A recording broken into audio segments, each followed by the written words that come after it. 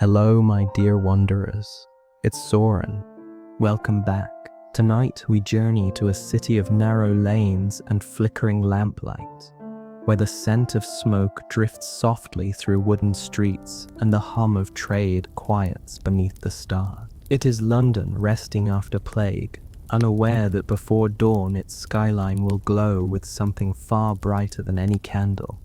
So, before the silence of night surrounds you, take a moment to like and subscribe, just if this brought you peace of mind. Tell me where you're listening from and what time it is for you.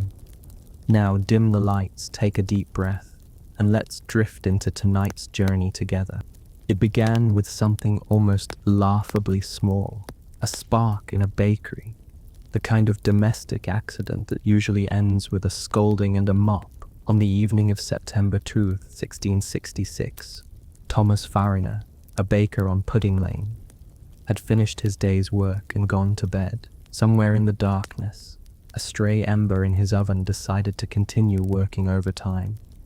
It was a Sunday night, warm and dry after a long summer that had baked the city into a tinderbox.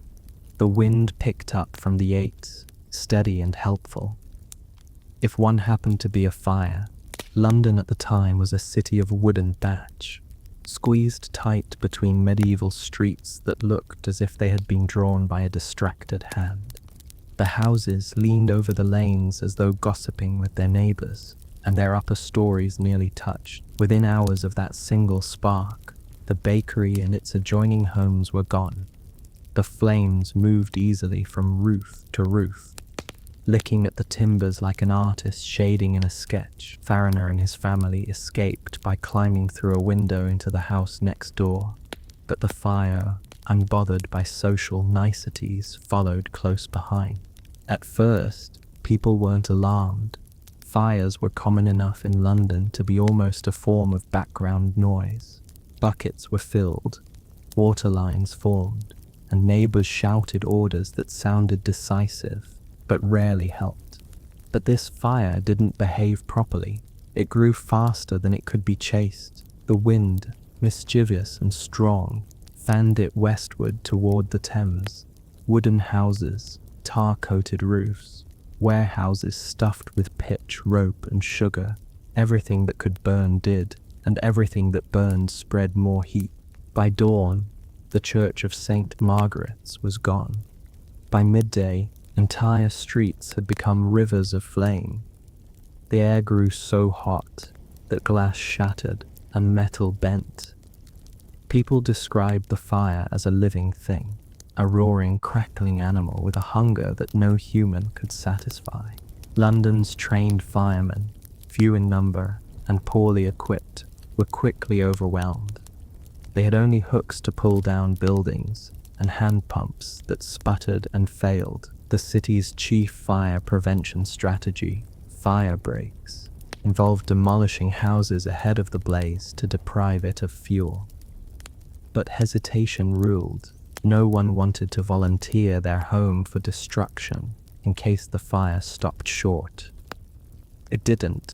Samuel Pepys, the ever-curious naval administrator and part-time gossip collector, left perhaps the most famous account of those days.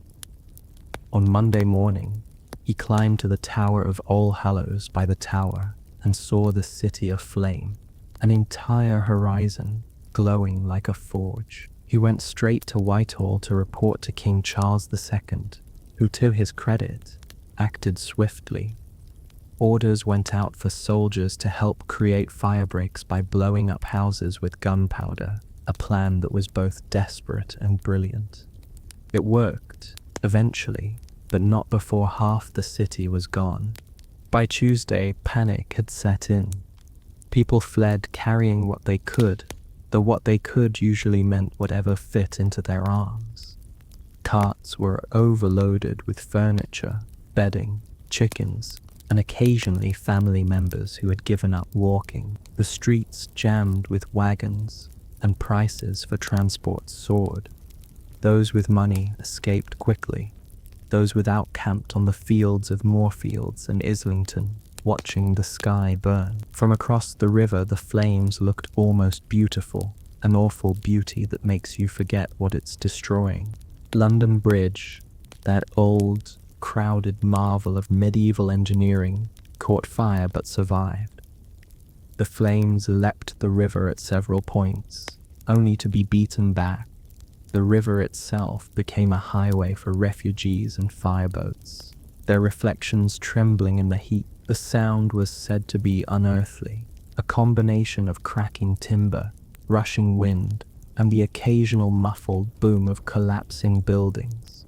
In the middle of the chaos, the city's great cathedral, old St. Paul's, seemed for a while to stand firm, its stone walls defying the inferno. But the roof was covered in lead, and when the fire reached it, the lead melted and poured down the streets like silver rain. By Wednesday, Londoners were exhausted. The fire had eaten its way through the city proper, devouring nearly everything within the old Roman walls. It spared few landmarks. The Royal Exchange, the Guildhall, and most of the churches were gone. Some witnesses described the heat as so intense that trees burst into flame without warning. Pepys noted that the ground itself seemed to smoke, and the air was thick with ash. The sun, when visible, shone red through the haze. And yet, even in ruin, the city refused to vanish quietly. There were small, absurd moments of survival. Some people buried their valuables in gardens, others tossed them into wells, reasoning that water was safer than thieves. Pepys famously buried his wine and a wheel of Parmesan cheese in his yard, a decision that probably seemed perfectly logical at the time. These fragments of humor, unintentional and dry, would later become part of the collective memory, a way to humanize the unimaginable. When the winds finally died down, the fire lost its breath. By Thursday, it had mostly burned itself out. Rain arrived timid and too late, pattering over a city that had already become a skeleton of itself. 4/5 of the city of London was gone. 13,000 houses, 87 churches, and nearly all the civic buildings that defined its skyline.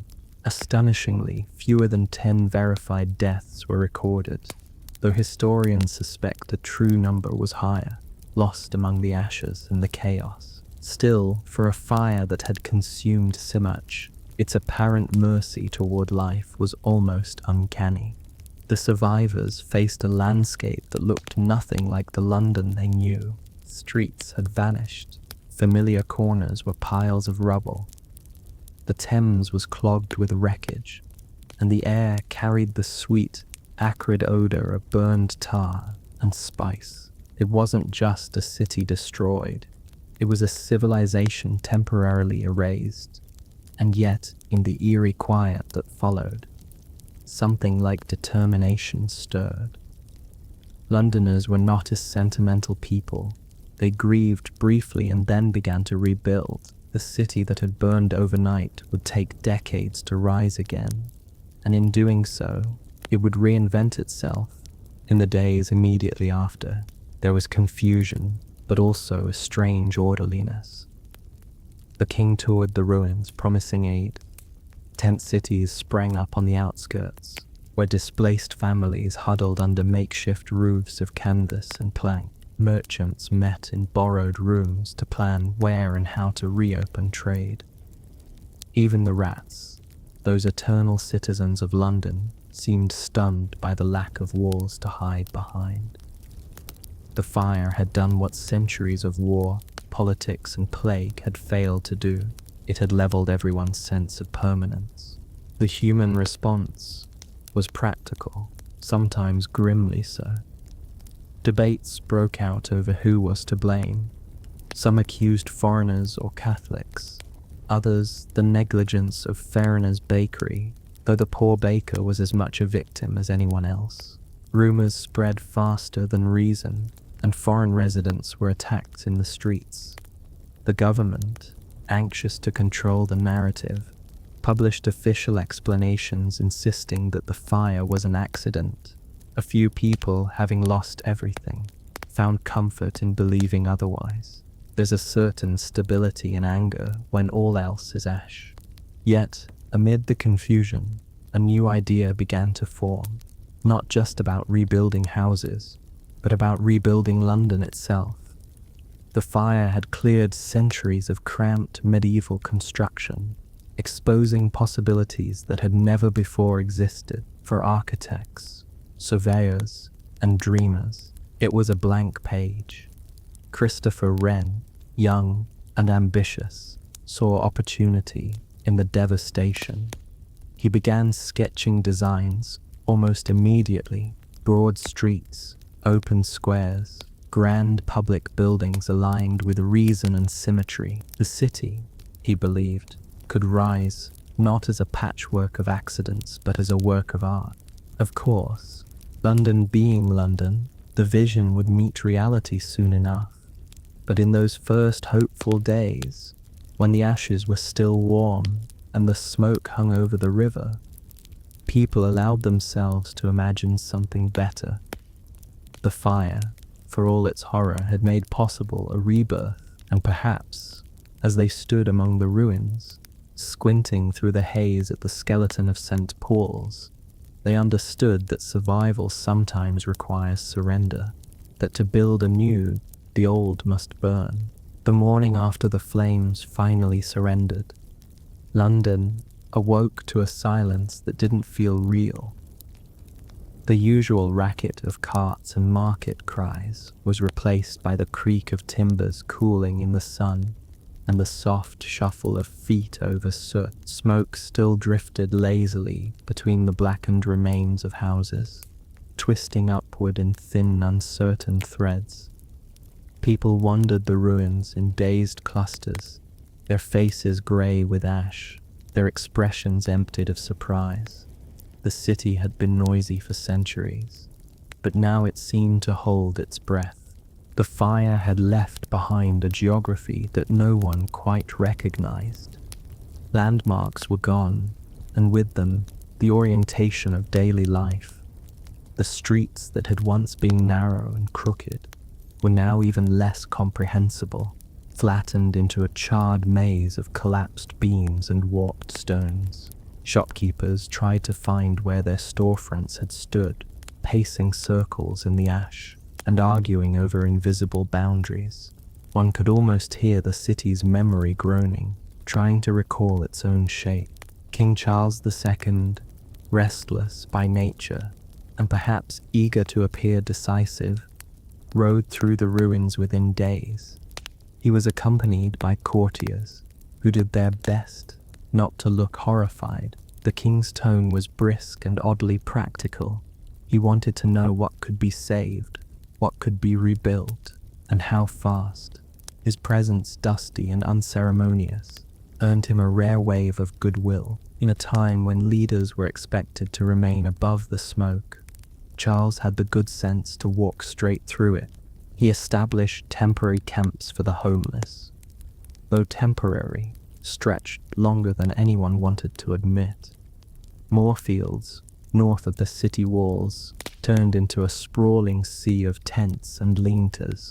Families cooked over open fires, chatted, traded, and occasionally wept. Merchants set up makeshift stalls there too, because commerce, like rumor, never waits for recovery.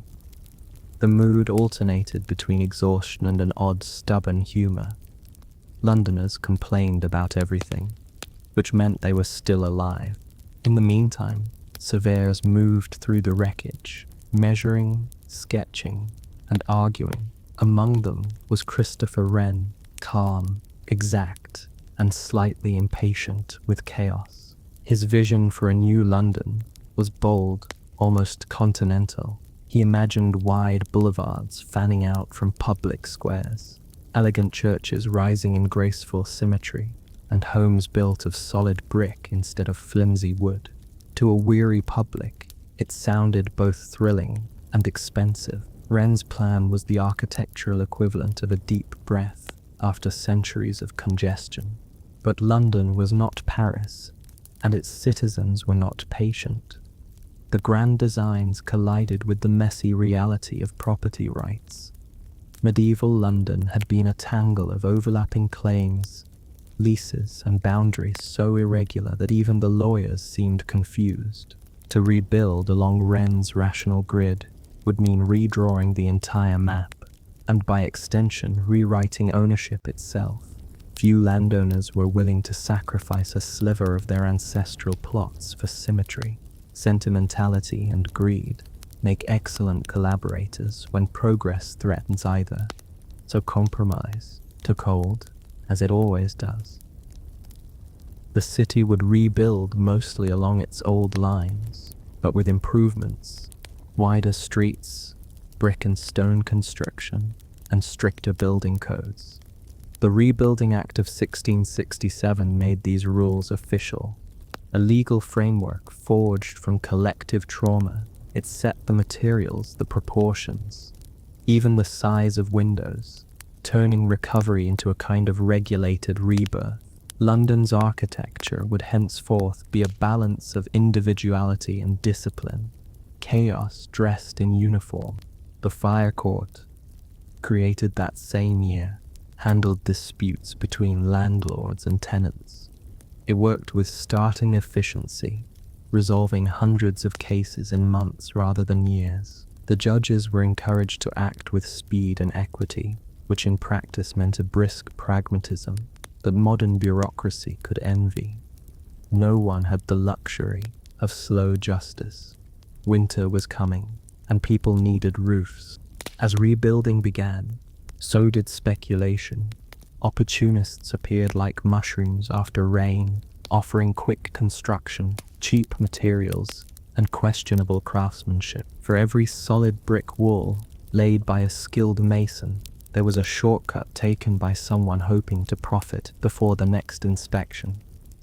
London had been purified by fire, but human nature, ever fireproof, remained the same. Still, progress was visible. By 1668, the first clusters of finished houses stood proud against the skyline, their red brick faces tidy and new. The scent of fresh mortar replaced the stench of smoke. Spall, still a ruin, loomed at the city's center like a promise waiting to be kept. Wren's redesign for the cathedral was approved after much debate, a vast dome that would, one day, make London look almost serene from afar. Ordinary Londoners carried on with a stubborn practicality that bordered on grace. They salvaged nails, hinges, and half-burned furniture. They patched together living spaces in cellars and half-standing walls. Markets reopened even before the debris was fully cleared. Someone always had fish to sell, bread to bake, or gossip to share. The rhythm of trade and talk returned, if a bit slower, like a heart finding its beat after shock. For those who had lost everything, charity arrived in irregular waves. The king's proclamations encouraged donations, and collections were taken across the kingdom. Some help came quickly. Other promises vanished into paperwork. Many of the poor rebuilt themselves out of scraps, turning ruin into shelter with an ingenuity that never quite received enough credit. By the early 1670s, the scars of the fire were fading beneath a new city. London had become an experiment in controlled optimism, a mixture of caution and defiance. People spoke of the fire now as the late dreadful conflagration, as if giving it a stately title could domesticate its memory. The new buildings were sturdier but still vulnerable, a reminder that safety is always temporary.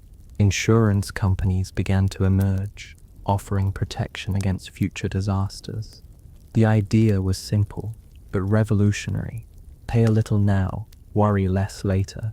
For a city still twitching from memory, it was an easy sell. The first such company, the Fire Office, even employed its own brigade of men trained to extinguish blazes, but only for insured clients. It was a pragmatic, if slightly callous, innovation. The sight of these uniformed men dashing through the streets must have seemed almost comforting, a sign that London had learned something from its own ashes. Meanwhile, Wren's churches multiplied quietly across the skyline. Each was distinct, but recognizably his proportionate, measured, dignified. They gave the new city an architectural rhythm that soothed rather than impressed. His most ambitious project, Paul's, rose slowly, its dome inching toward completion like a thought forming in stone. For many Londoners, its progress became a kind of civic meditation, proof that patience, though dull, could build miracles. Through all of it, the memory of the fire softened into legend.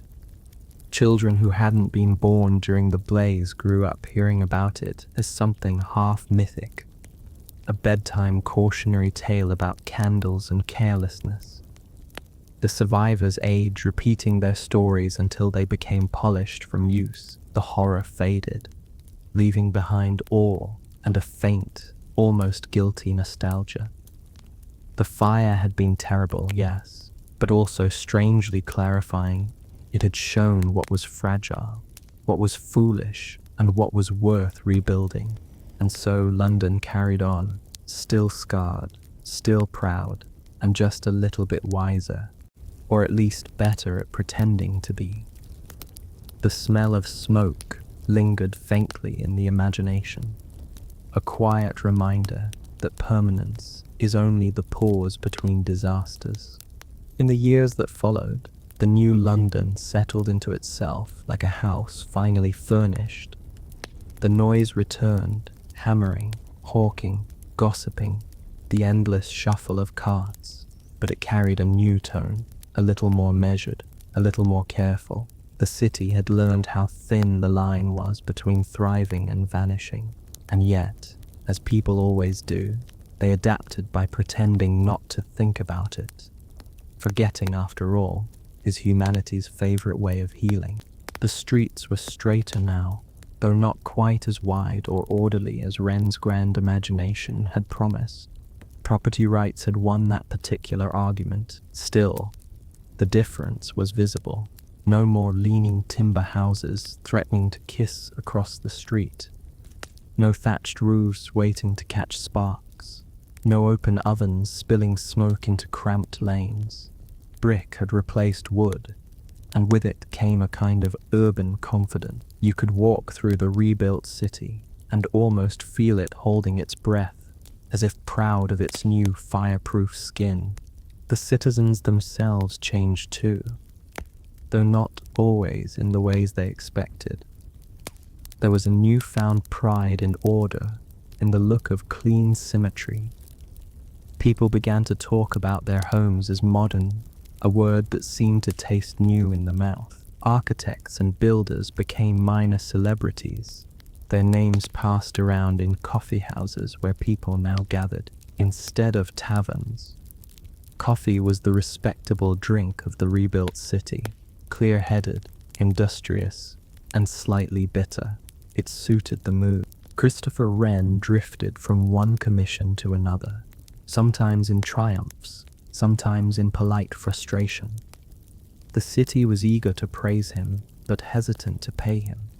He drew and redrew, designed and redesigned, his notebooks filling with careful ink lines that might never see stone. Still, his influence grew quietly, like ivy on a wall. His churches rose across the skyline, their towers catching the pale sun in ways that made the soot-stained air look almost golden. Meanwhile, London's economy, once stunned by disaster, found new rhythm. The fire had cleared out not just buildings, but debt, corruption, and the inertia that comes from familiarity. Trade flourished again, and with it came wealth, unevenly distributed, of course, but plentiful enough to feed optimism. The Royal Exchange was rebuilt, this time more dignified, as if determined not to look flammable. Merchants resumed their rituals of bargaining and boasting beneath its arcades. the smell of parchment and ink replacing the old stench of charred timber. Yet the city's recovery was not without irony.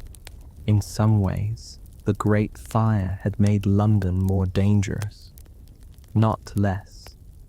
The new brick buildings were sturdier, but they held heat differently. Chimneys clogged more easily, and the smoke of thousands of coal fires turned the air into something one could almost chew. The fog, thickened by soot, earned the city its later reputation for gloom. Progress, as usual, came with side effects, but if the air was grey, the mood was not. The people of London cultivated an attitude, best described as collective resilience, wrapped in sarcasm. They told stories of the fire the way old sailors tell stories of storms, half horror, half pride. They pointed out the monument to visiting relatives with a mix of solemnity and smugness, as though they personally had saved the city. Memory, like architecture, is always under renovation. The government took credit for much of the rebuilding, though the reality was more chaotic. Money came from everywhere: royal grants, church funds, private loans, and sheer determination. The fire court judges became minor heroes for their efficiency, their names occasionally toasted at dinners they were too tired to attend. Meanwhile, Parliament passed new regulations about chimney height and street width, an attempt to legislate common sense into permanence. For the ordinary Londoner, life regained its small pleasures. Markets reopened fully. The cry of hot pies returned to the streets. Boats once again crowded the Thames, carrying goods and gossip in equal measure. Children born after the fire played on the same ground.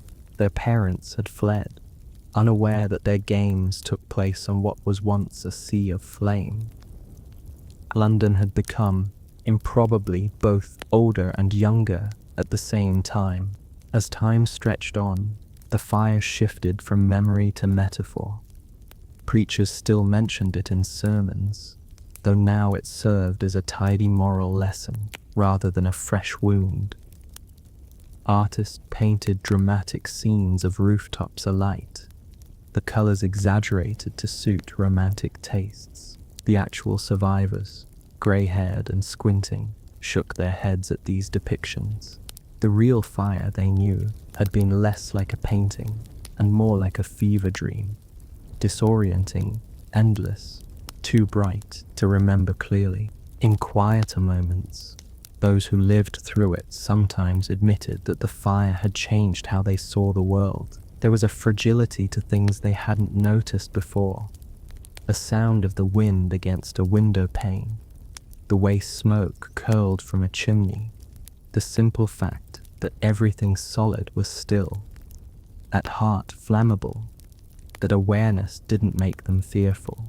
It made them attentive. In that sense, the fire had taught them something that could never be written into law. By the 1680s, the city's transformation was nearly complete. St. Paul's Dome rose higher each year, a slow unfurling of ambition and stone. When it was finally finished, decades later, it would stand as both memorial and promise. The calm eye above a city that refused to stay broken. Wren, who was there to see its completion, would be remembered less as a man and more as a patient force, an embodiment of the city's ability to begin again without forgetting what came before. London never truly stopped rebuilding. It simply traded ashes for scaffolding, disasters for deadlines. Every decade brought new construction, new schemes, new worries about cost. And yet, beneath the noise, the old rhythm remained. The fire was gone, but its pulse lingered in the city's heartbeat, steady and unhurried. And perhaps that's what made London unique among its peers. Paris had elegance, Rome had history, Amsterdam had order, London had survival. It was a city that could burn to the ground and still wake up the next morning asking for breakfast. As London eased into the 18th century, it found itself straddling two identities: the city it had been before the fire and the city it was becoming. The line between them wasn't clear, and most people didn't think much about it. Daily life has a way of dulling grand transitions into background noise. People simply went on living, and the city obligingly kept being lived in. The rebuilt houses stood neatly in rows, their brick faces calm and unassuming. They gave London a more uniform look, as if the city had quietly agreed to dress better in public. The jumble of medieval streets was still there in spirit, but now there was a sense of order, however reluctant. From a distance, it looked civilized. Up close, it still smelled faintly of soot and ambition. St. Paul's Cathedral rose slowly over the decades, its great dome climbing above the skyline like an enormous stone bubble that refused to burst. For Londoners, its progress became a kind of civic heartbeat. They would glance at it while crossing a street or pause at a window to see how much higher it had climbed. So Wren's patience was monumental. He designed not for applause, but for endurance. So he built for the future, trusting it would still care enough to look up. By the time the cathedral was consecrated in 1697, the fire was more than 30 years gone. Those who had been children during the blaze were now middle-aged, telling their own children how the sky once burned red. The city around them had filled back in with life. Merchants shouting over the price of sugar, apprentices running errands, church bells marking the hours as though nothing extraordinary had ever happened. The sounds of daily life had erased the silence that once haunted the ruins.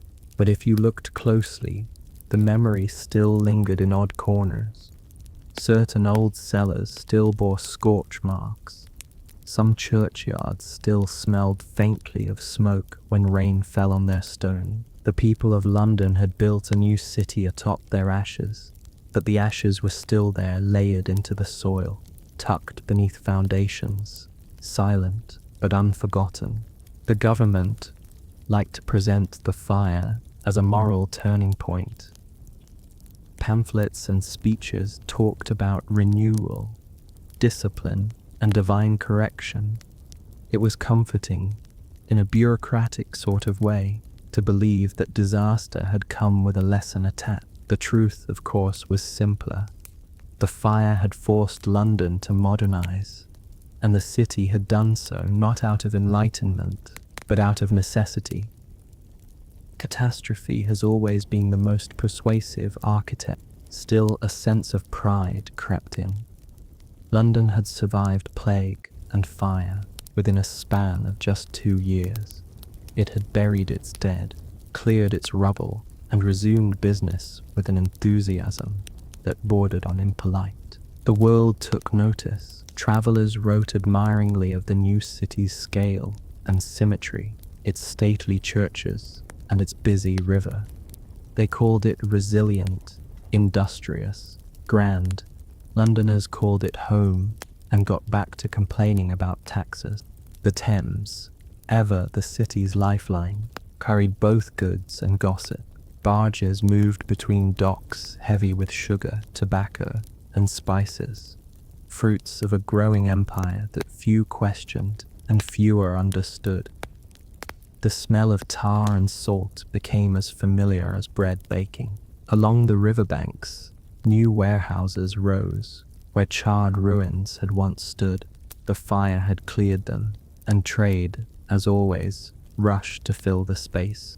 Yet, for all its apparent progress, London remained a city with a split personality. The grand rebuilding projects served the wealthy, while the poor continued to live in crowded quarters where disease and smoke never fully left. Brick may have replaced timber, but inequality remained indestructible. The very order that made the new city beautiful also made it less forgiving. Christopher Wren's reputation grew with the city he shaped. He became something of a national ornament, admired, quoted, and occasionally underpaid. His designs defined not just the skyline, but the temperament of post-fire London. Reserved, balanced, quietly impressive. If the old city had been a tangle of passion and impulse, the new one was a study in restraint. Fire had taught London to speak softly, even when it roared with industry. As the 18th century advanced, London grew richer, larger, and harder to manage. The rebuilt areas became the nucleus of an empire's capital. Ships brought wealth from distant colonies. Ideas arrived with equal speed. Coffee houses multiplied, buzzing with conversation about politics, trade, and philosophy. The same streets that had once burned now hosted debates about reason and progress. One could almost forget that the city had been, not so long ago, a heap of glowing embers. But memory is stubborn, even when buried. On cold nights, when the fog rolled thick from the river and lamps flickered in the wind, people swore they could still smell the faint tang of burning wood. Old men muttered that London carried the ghost of its own fire, a restless, smoky presence that never quite left. It wasn't superstition so much as recognition. The city had been shaped by that blaze, as surely as a tree is shaped by lightning. The monument stood as both warning and trophy. Its golden orb gleamed over the city, visible from the newer bridges that crossed the Thames. Tourists, though no one called them that yet, climbed its narrow stair for the view. From the top, London looked calm, confident, almost eternal. But anyone who had seen the fire with their own eyes might have noticed the irony. Permanence in this city was always an illusion waiting to be tested. For all its soot and splendor, London's new self-image was fragile. People whispered about new threats, foreign wars, economic crises, the occasional rumor of plague, but they faced them with a sort of weary cheerfulness. The fire had already burned away their illusions of safety. Everything after that was simply maintenance. Londoners had learned to live beside danger the way they lived beside the Thames. They didn't trust it, but they needed it. And so, life continued. The city that had burned became a symbol of endurance, and endurance turned into habit. New generations were born into streets that had once been molten. They didn't know the sound of timbers collapsing, only the steady rhythm of hooves and wheels over cobblestone. The fire became a story told by grandparents, then a footnote, then a moral, and finally a myth, smoothed, softened, and set in stone. It would take centuries for the Great Fire to cool completely, though perhaps it never truly did. Cities, like people, keep their memories beneath the surface, quiet, invisible, and occasionally flaring up when the wind is right. As the 18th century stretched onward, London's transformation began to feel complete, at least on the surface. The city that had once smoldered in ruins now pulsed with trade, chatter, and the restless rhythm of progress. Ships lined the Thames so tightly that their masts looked like a forest, carved from wood and ambition. Street vendors filled every gap with sound, hawking bread, coal, ribbons, and the occasional rumor. It seemed impossible that this had once been a place where silence and smoke had reigned. But memory is a quiet tenant, and the fire still lived somewhere in London's collective imagination. It wasn't often spoken of in sorrow anymore. Rather, it had become a kind of civic legend, a story to be told in the same breath as city's triumph. The fire had stopped being tragedy and turned into proof. Proof that London could endure anything, from plague to politics to its own burning. People quoted it the way others might quote scripture. Yes, but remember, we survived the Great Fire. It had become, strangely enough, a source of comfort. St. Paul's Cathedral now stood complete, a serene giant of stone, rising from the city's center. Its dome had taken decades to finish, but once done, it dominated the skyline so completely that people began to use it as a compass. It was London's crown, though not an ostentatious one, more steady than regal. Beneath its calm curves, the daily noise of the city seemed to soften, as if the building itself absorbed sound and returned it as quiet. Wren's design had done something subtle but profound. It gave the city a center, a still point around which everything else could move. By the mid-1700s, most Londoners alive had been born long after the fire. For them, 1666 was a date in books or sermons, as distant as the Roman ruins buried beneath the city's foundations. But the older generation still remembered the smoke that blotted out the sun, the heat that cracked stone, the fear that even the river might catch flame. Their stories began to sound almost exaggerated, and perhaps they were. With each retelling, the terror faded and the heroism expanded. The Great Fire was now a story with moral edges, sanded smooth, told to children as both caution and comfort. Look how we suffered, and yet look how we rose again. London's prosperity, as always, came unevenly. The grand brick facades and fine churches coexisted with alleys still cramped and filthy.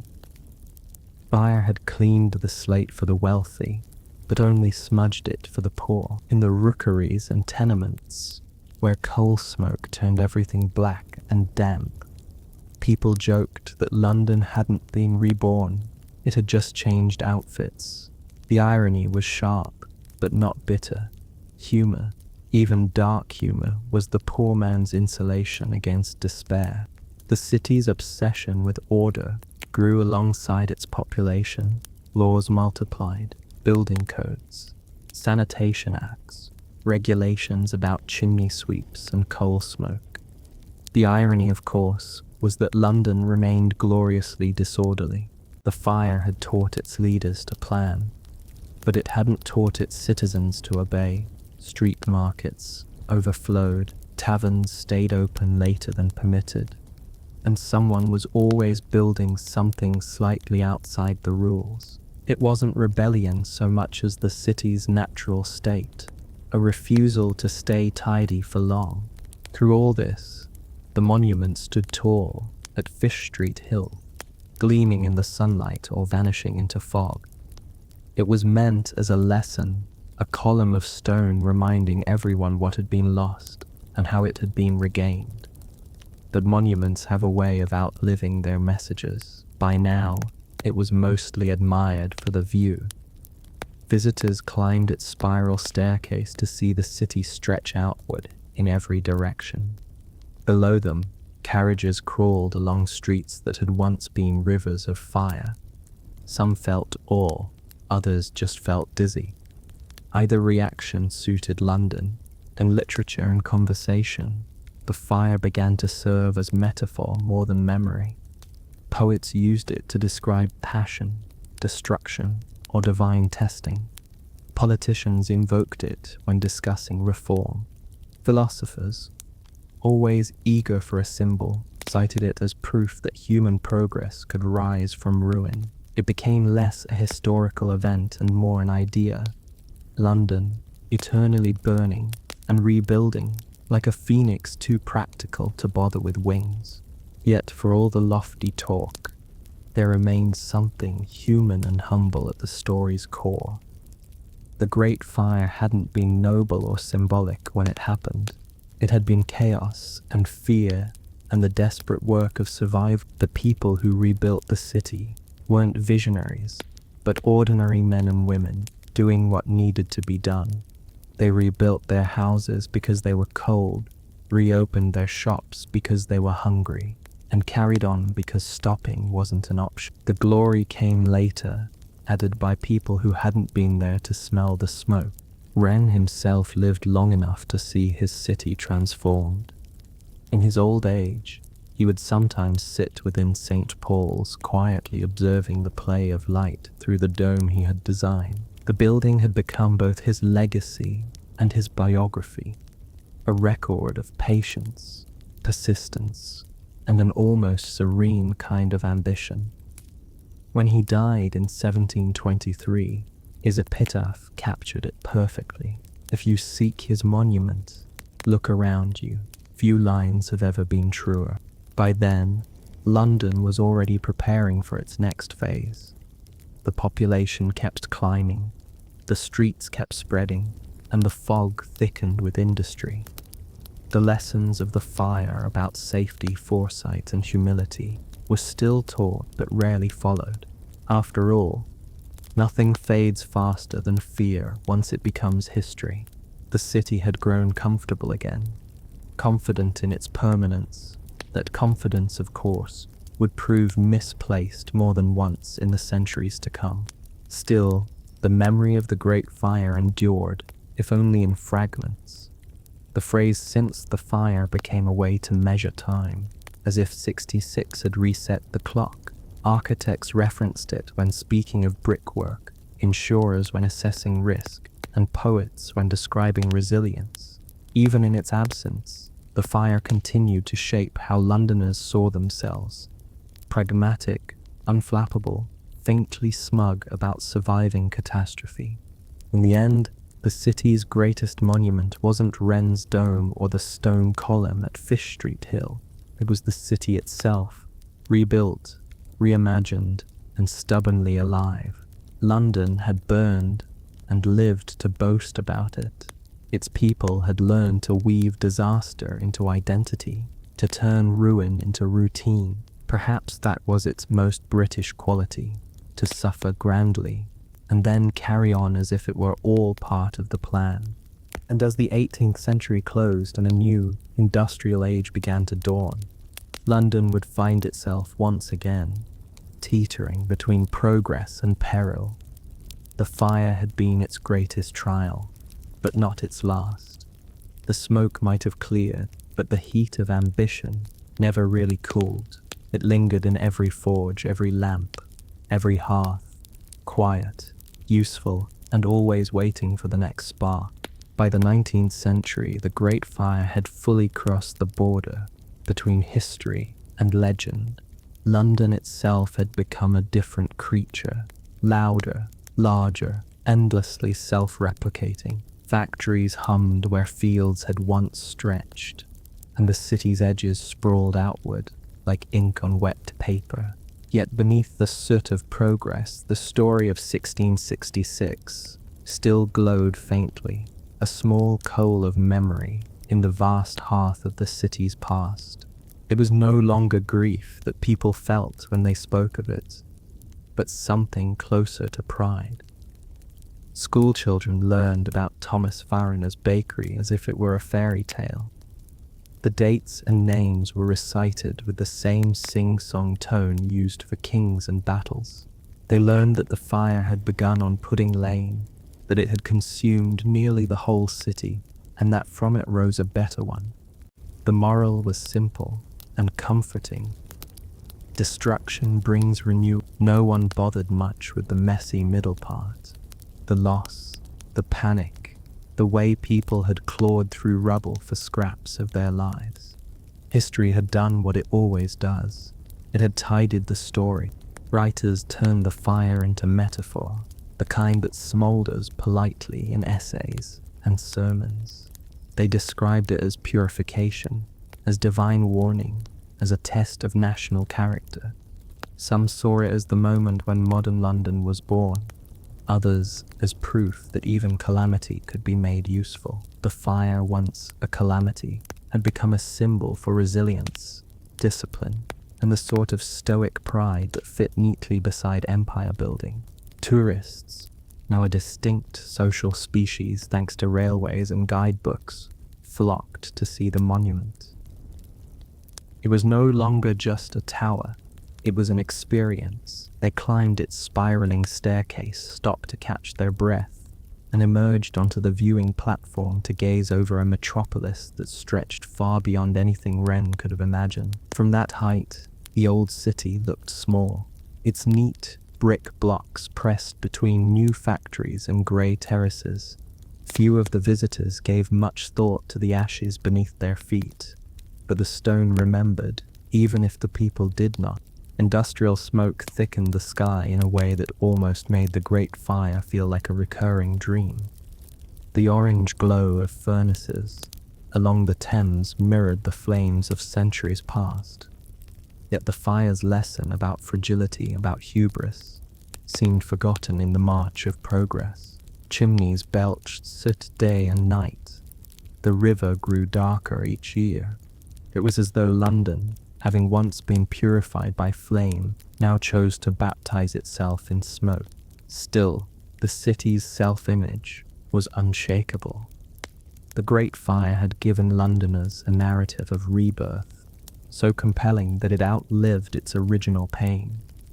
Whenever crisis returned, floods, riots, epidemics, people invoked 166 like a charm. "We rebuilt before," they would say, "and will rebuild again." It was less a statement of optimism than a kind of resignation. Rebuilding, after all, was what London did best. Over time, even the language of the fire softened. Streets rebuilt afterward carried calm, respectable names: Grace Church, Lombard, King William. Pudding Lane itself became unremarkable again.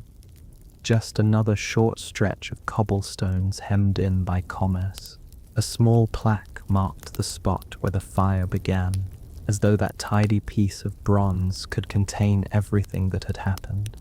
People passed it daily without looking up, their minds full of schedules and errands. The city had moved on, as cities always do. Yet in quiet moments, the past had a way of peeking through. When fog rolled thick through the alleys and the lamplight shimmered in the haze, London looked briefly as it must have during those terrible days, shrouded, flickering, uncertain, the sound of hooves on wet stone, the low hum of distant bells, the faint crackle of coal fires in 1,000 hearths. These small details made the centuries fold in on themselves. It was easy to imagine for just a heartbeat the fire still moving beneath the city, patient and waiting. Even Wren's masterpiece, St. Paul's, bore that duality. It stood as the city's calmest structure, its dome serene, even in the thickest fog. During later bombardments and air raids, people would look to it for reassurance, as if the survival of that one building proved that London itself could never truly fall. The fire had destroyed one cathedral and given birth to another, and both versions seemed to live inside that dome. The ruin and the renewal fused into stone.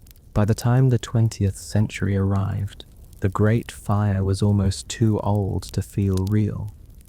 It belonged to the era of plagues and powdered wigs, of horse carts and candles, but its echo remained every fire drill, every regulation about brickwork and chimney maintenance. Every fire brigade rushing through traffic traced its lineage back to those 4 days in 1666.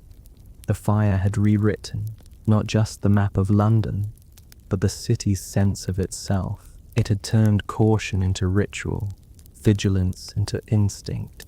Modern Londoners, walking past the monument or sipping coffee in Pudding Lane cafes, seldom gave thought to any of this. The past was there, but comfortably distant, something studied rather than felt. And yet, every so often, a spark of awareness flickered. Perhaps it came when a sudden gust carried the scent of wood smoke through the streets, or when sunlight struck the stone of St. Paul's and made it gleam like embers beneath the dome. The memory of fire never really dies in a city that once burned so completely. It just cools, waiting for imagination to touch it again. The Great Fire of London was not just a disaster, it was a turning point disguised as one. It erased a city of medieval timber and replaced it with a city of stone and confidence. It reshaped not only streets, but habits, not only walls, but minds. In its aftermath, London discovered what might be its defining truth, that destruction and creation are rarely opposites, only stages in the same long rhythm. And so the story ends where the smoke began, rising, curling, fading into the air above the Thames. The flames are long gone, but their light remains, faint and constant, reflected in the glass of modern towers and the soft curve of Wren's dome. London still breathes that memory, quietly, endlessly, as it always will, a city reborn from its own ashes, still burning, gently, in history's long twilight.